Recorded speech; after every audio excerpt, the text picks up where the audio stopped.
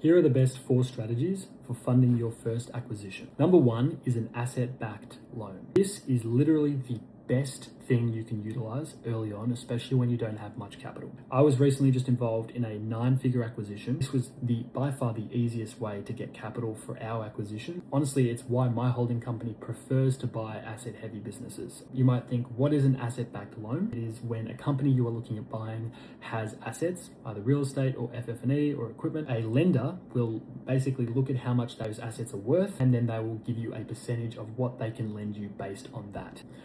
Number 2 is preferred equity. Even some brokers don't even know what preferred equity is. So it's actually allowing for the vendor or the owner of the business to keep some skin in the game, and where you don't have to come up with all the money up front. And they're sort of like an investor. So they don't own any ordinary shares, but they do sit above you in the waterfall, in the stack. So who gets paid first if the company sells, or they have a liquidation event, or they do dividends?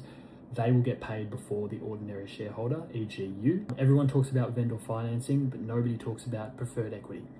Number 3 is an earnout. An earnout is where the person's actual skin in the game is tied to performance, tied to metrics like maybe the forecasts or customer concentration or revenue. These will pay out as you hit metrics and certain goals, which is quite a good way of actually minimizing your risk. Again, keeping the vendor to have some skin in the game, and also you not having to come up with the entire EV purchase price up front. And number 4 is a sale leaseback. Sort of a nuanced one, and I don't usually recommend doing this in majority of the deals. There can be some opportunities where a sale leaseback becomes an obvious option to free up some cash, get you over the line to actually complete an acquisition. Leaseback basically means where the assets that the current company owns, you can actually sell to a sale leaseback firm. You can use that to pay the vendor, and then they'll sign a long-term lease, usually 10 to 15 years, with the company. It can be a great way of freeing up some cash to pay the vendor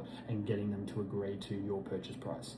So those are the 4 strategies I would use if you're trying to get your funding for your first acquisition. If you want an in-depth 1-hour exclusive masterclass on creative financing, capital stacks, I've got it all available on Acquisition Academy. First 20 people are also going to get access to a call with me, as well as $1,000 worth of value. Comment the word acquire and I'll send you the link.